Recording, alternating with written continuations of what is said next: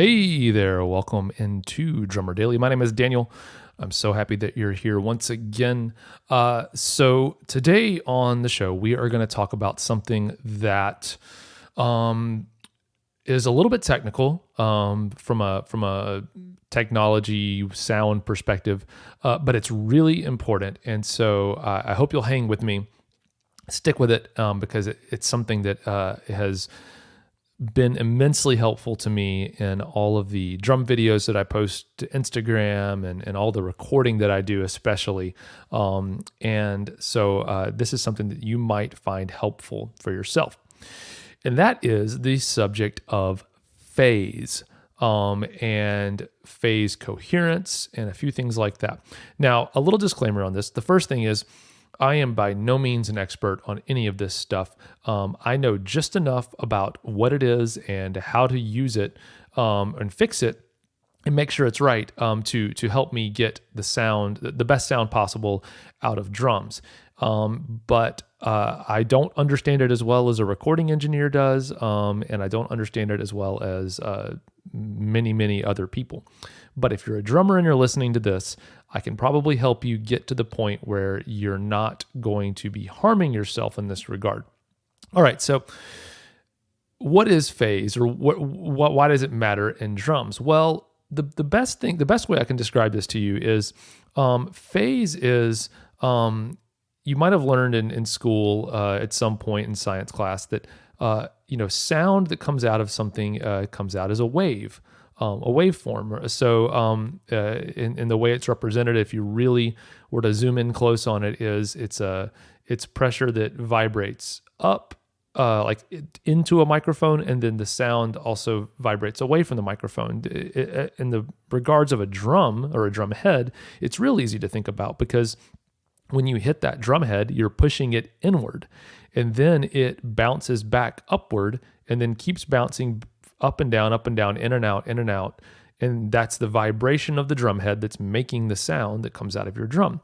So basically you are pushing the airwaves inside the drum in and then out. Now, this is, of course, oversimplification. And if you're super scientific and you know more about this, you're probably screaming at the phone or however you're listening to this saying, that's not exactly how it works, or that's completely wrong. Well, it's close enough, I think, for us all to be on the same page. So basically, you're moving air with your drum, and that's all well and good. And a microphone, of course, is a finely tuned piece of equipment that is meant to pick up those movements of the airwaves and then reproduce them into a recording program or whatever, so that we all can hear it, just like the microphone that I'm speaking into right now. Now, basically, the easiest way to figure out or to understand how phase can affect your drumming is this. First off, I want to tell you this. If you're using one microphone on your entire drum set, then you're not going to have to worry about phase. Phase only comes into play when you have two or more microphones on the same sound source, same drum set, same kind of thing like that. And the worst that phase can be is basically how, if you've ever used a pair of noise canceling headphones or anything like that, they basically are taking advantage of what phase can do to eliminate sound. So basically, the way sound canceling or noise canceling headphones work is they have a little microphone, and they are listening to all of the sound coming into each ear, and then they have basically a little computer inside of them that reverses the phase. So if the sound wave in this second is going up, they then flip the phase and make that same little spot go downward. And basically it's like a tug of war, and it's a perfect tug of war where in the end nothing happens. You have, if you can play back the exact same sound but have the phase reversed, it will eliminate that sound completely. As far as what's being put out of a speaker. So that's a good thing when you're using noise canceling headphones, because you don't want that noise coming out. But if you have a recording of a drum set and you have two microphones that are on, for example, the snare drum, a lot of people use a top head microphone, and then they have another one for the bottom of the head, the bottom of the snare, to get the snare sound out of the drum, and you can balance those two together to get a good snare sound. If those two microphones are not in phase with each other, which they're not likely to be by default, because you have most of the time you have one microphone on top of the drum pointing down, then you have another microphone on the bottom of the head pointing up. And if you were to hit that drum, that first strike of the drum head, think about it this way. The top microphone on the drum head is first picking up the stick pushing the head away from it. So it's feeling that sound, that wave is being pushed away from it. At the same time, the bottom microphone is receiving that push, down towards it, and it's getting the other way. It's feeling sound coming, the wave coming into it first, not away from it. And so if you combine those two sounds, most of the time by default, you end up with a sound that is out of phase, because I believe most recording programs, if you were to look at this, like, if you were to zoom in on a recording program and you see the little waveform that happens when you record something, the sound that's going away from the microphone is represented as a downward spike down below the middle line, and then the sound coming into the microphone is an upward. I might have those reversed, but it doesn't really matter in this example.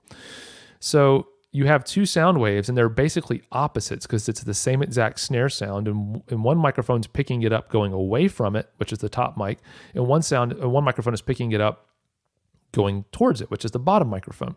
And so those two things can be out of phase. And while there's enough variables in the spacing and everything of the microphones that it's not going to completely eliminate the sound, it will make your drum sound incredibly weaker and not full, rich, full-bodied the way that you hear your drum when you take your headphones out and just listen to your drum. It will be missing something. So there's a lot more to phase than just that. For example, when you have, like I do, I think I record right now with 10 microphones on my drums. And so the very first thing I do before I start mixing or anything else is check the phase of all those drums with each other. And so of the microphones with each other.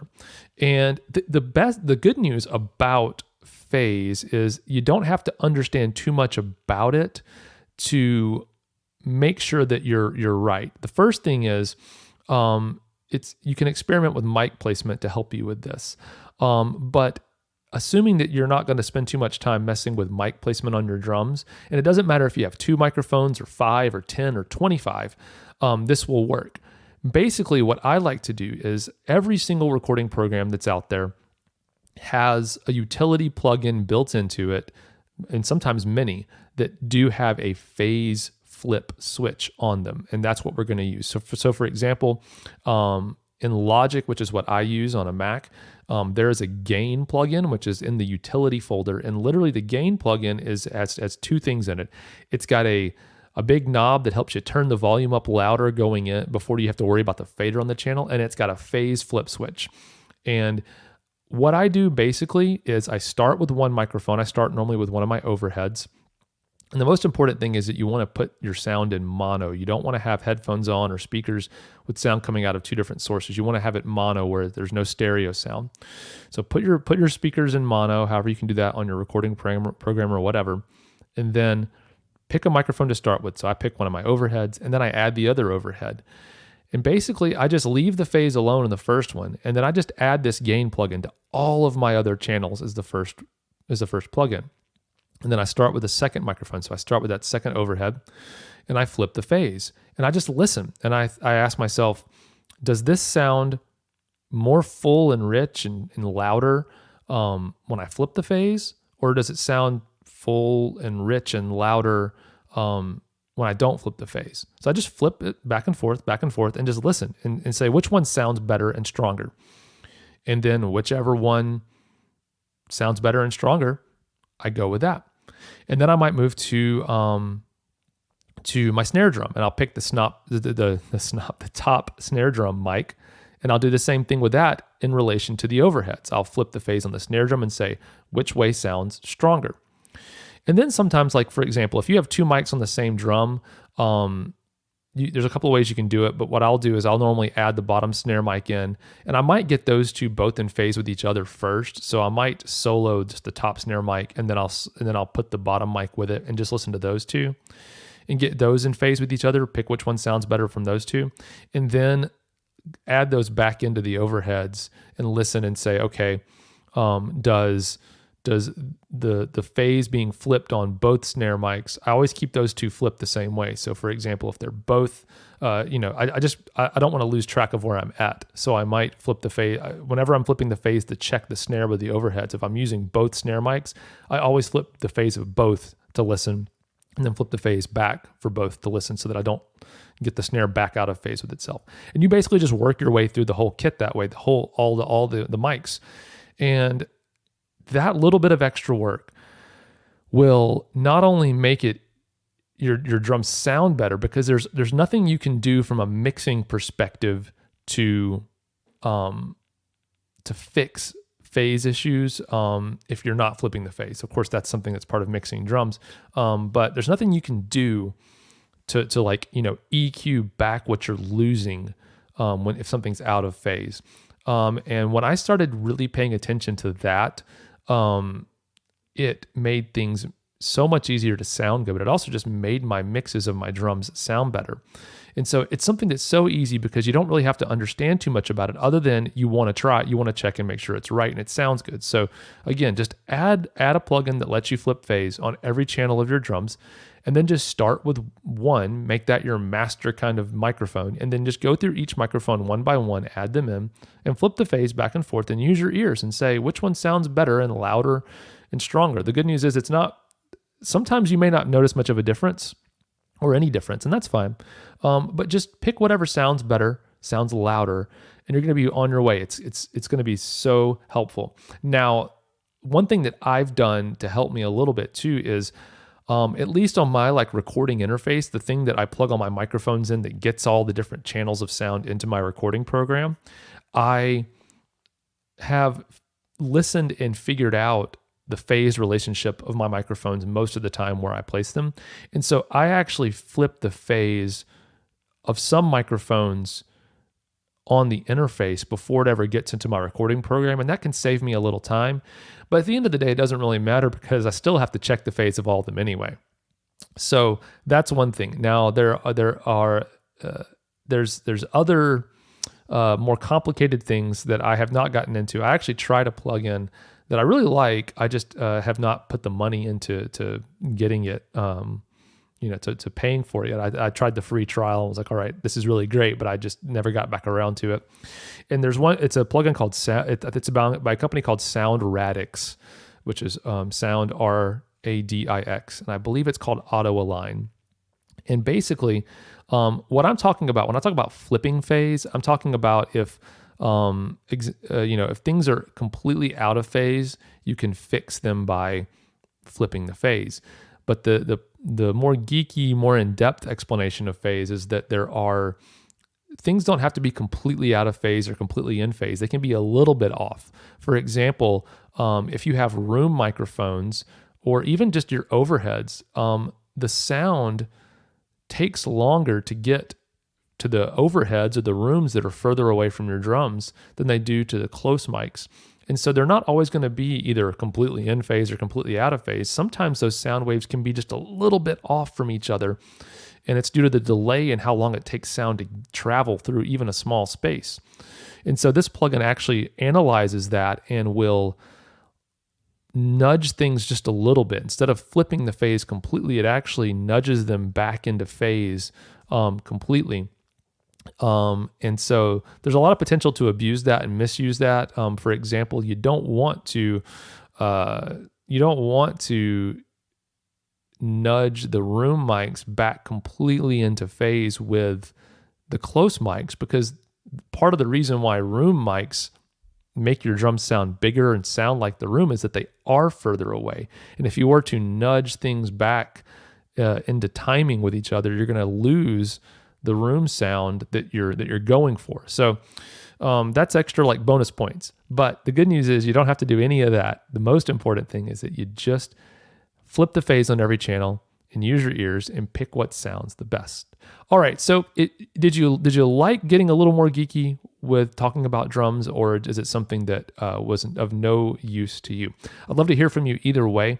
Send me an email at daniel@danielhadaway.com and let me know. Say, this is awesome, this is great, this is more, I want to hear more of this, or this is not what I'm interested in, does not apply to me, whatever. Let me know that as well, so I know whether or not I need to do more like this or less episodes like this. All right, thank you so much for joining me, as always, here in Drummer Daily. I hope you're doing well. I'm doing well, and we will talk again soon. Bye for now.